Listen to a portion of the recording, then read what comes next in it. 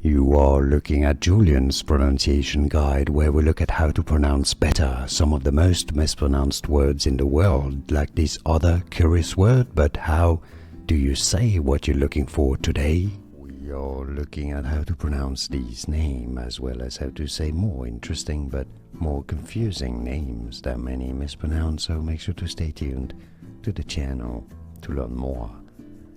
The name of Arabic origin meaning spring, Rabia. Rabia is how it's said. It's interesting to note that in Italian this means anger. And now you know. More videos for you here to learn more correct pronunciations. Thanks for watching. Here are more videos on how to pronounce more confusing words and names too many mispronounced. Like this video if you found it useful. I appreciate your support. I'll see you soon and thanks for watching.